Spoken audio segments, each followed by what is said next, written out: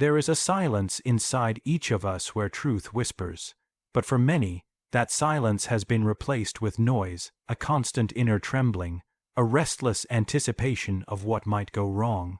This is anxiety, not merely a clinical condition or a passing emotion, but a signal from the depths of our unconscious self. Let us not pathologize too quickly what may, in fact, be a sacred message. Anxiety, though painful, is meaningful, and in its trembling hands, it holds a key, perhaps the key to our inner transformation. Anxiety is a messenger, not an enemy. It is not a flaw in your chemistry or a malfunction in your mind. It is a voice, a deep, ancient voice speaking from the underworld of your psyche. We have been conditioned to fear anxiety, to view it as an invader that must be silenced or defeated. But in truth, anxiety is not here to destroy you. It is here to deliver a message you have long refused to hear. When anxiety arises, it often does so not because something external is wrong, but because something internal has been neglected. Perhaps you have betrayed yourself in small, invisible ways over time, saying yes when you meant no, staying silent when your soul was screaming to speak, tolerating a life that quietly suffocates you. And yet you continue, you press forward, you stay strong, but the psyche does not forget. It remembers every compromise, every swallowed truth, every unlived dream. Anxiety is the result of this forgetting, a psychic protest, a trembling cry from the depths, pleading for your attention. This is why anxiety cannot be healed by distraction or denial. You cannot silence the soul with shallow remedies. The discomfort you feel is not merely something to be medicated away. It is something to be understood. The racing heart, the restless mind, the sense of looming dread, these are not signs of weakness. They are signals, and every signal points to something. A fracture between who you are and who you pretend to be. A gap between the life you live and the life your soul longs for. Imagine, for a moment, that anxiety is not a malfunction, but a message encoded in the language of the unconscious. It does not use words, it uses sensation, it uses emotion, it uses symbols, and if you are willing to slow down, to listen without resistance, you may begin to decode its meaning. You may hear the whisper beneath the noise, the whisper that says, "You have wandered too far from yourself." That is the message, that is the invitation, but most people flee, they fight the feeling. They drown it in distraction, numb it with substance, bury it beneath busyness, and in doing so, they miss the entire point. Because anxiety, left unheard, does not disappear, it deepens, it evolves. It takes new forms, it finds new ways to make itself known. The psyche will not be silenced. It will be heard either through whispers or through screams. So what then should you do when anxiety knocks at your door? You sit with it, you do not push it away, you ask it why it has come, you listen as you would to a long, lost part of yourself. You trace its roots, not just in your current circumstances, but in the forgotten corners of your past. Often, you will find that anxiety is the surface manifestation of a much deeper disconnection, a disconnection from your values, your truth, your essence. And if you listen long enough, you may find that anxiety transforms. It becomes softer, it becomes clearer, it begins to guide rather than torment, because once you honor its presence, it no longer needs to shout. It no longer needs to overwhelm you just to be noticed. The war ends, and in the stillness that follows, you may begin to see anxiety not as a curse, but as a compass, one that always pointed, however shakily, back to your most authentic self. Anxiety is a messenger.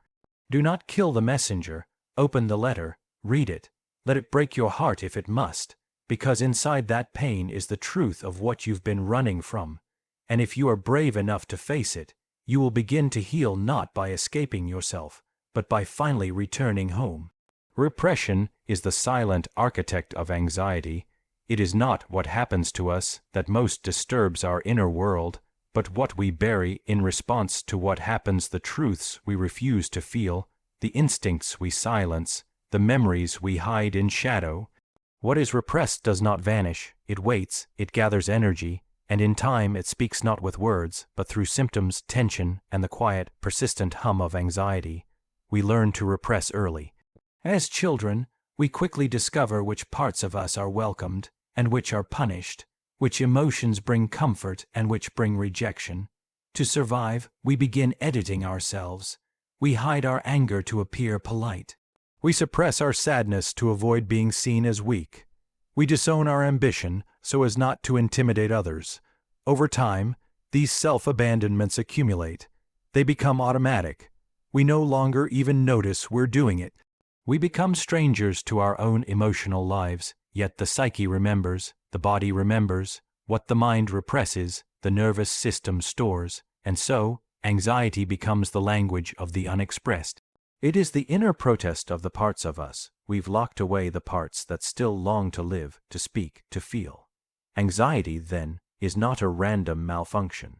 It is a signal from the depths, a message that says, something within you is not being honored. Repression does not bring peace. It brings fragmentation, and the more we split ourselves in order to fit in, to be accepted, to be safe, the more anxious we become. We are not meant to be divided. We are meant to be whole. But wholeness requires courage, the courage to feel fully, to confront the discomfort we've spent years avoiding, and to integrate the parts of us that carry pain, shame, or intensity. Anxiety grows in the soil of repression because the energy of emotion, once pushed down, does not die, it transforms. What we do not grieve becomes heaviness. What we do not express becomes restlessness. What we do not confront becomes fear. And eventually, this accumulated energy seeks release. If it cannot come through truth, it will come through symptom. That is the law of the psyche. What is denied will return. And so the path to freedom is not in further suppression, but in the brave act of reclamation. To look within and ask, what part of me have I silenced? What am I unwilling to feel? What truths have I locked away in the name of survival?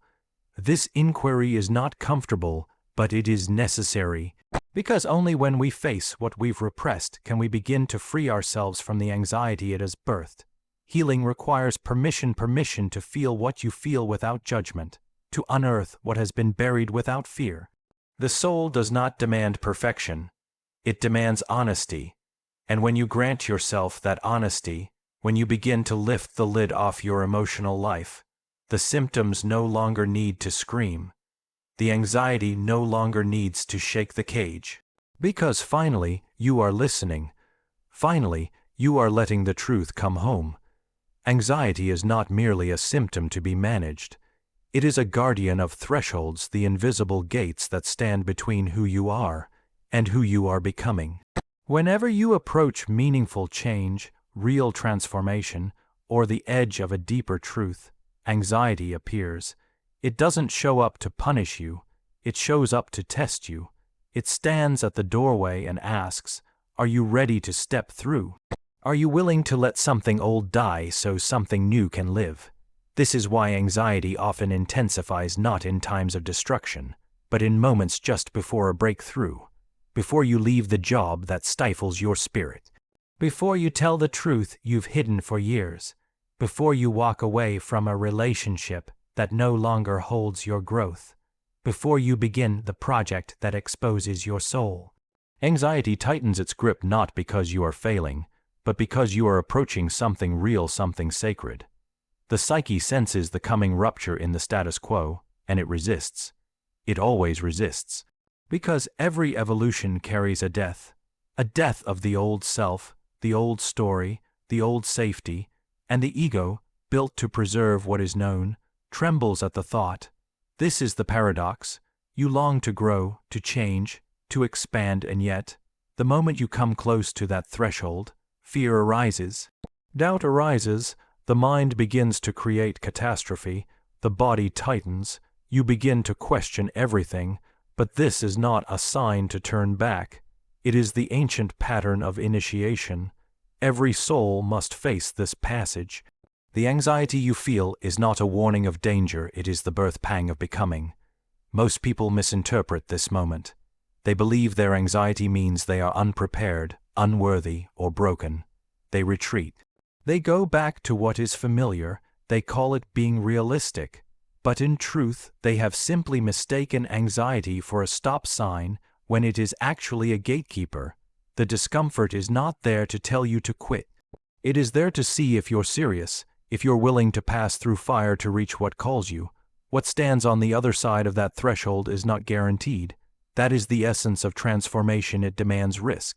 You must be willing to let go of the known and surrender to the unknown. This is the sacred function of anxiety, to bring you face to face with your own resistance. It sharpens your awareness. It asks you to pause, to reflect, to choose consciously. Are you moving toward growth or back into comfort? Are you ready to sacrifice certainty for authenticity? If you answer yes, not just in thought, but in action, something shifts. The anxiety does not disappear immediately, but it begins to loosen. You are no longer fighting it, you are walking with it. You recognize it for what it is, not a barrier but a threshold guardian doing its duty. It does not hate you, it protects you. It challenges you to grow with reverence, not recklessness. Every rite of passage has its fear. Every real step forward is shadowed by trembling. The question is not how to eliminate anxiety, but how to stand in its presence without turning away, to feel the fear and move forward anyway. Not recklessly, not blindly, but with eyes open, heart steady, and soul engaged. This is what it means to be initiated, to face your anxiety at the threshold of the new and say, I see you. I understand why you're here. But I am going anyway, because something deeper within you knows. The cost of staying the same is greater than the fear of change. And when you cross that line, not without fear, but with it, you grow. You become more whole, and anxiety, having done its sacred work, steps aside, letting you pass into a life more true, more alive, more your own. The way out is through, not around, not above, not beneath, but straight through the very center of what you fear, avoid, and resist.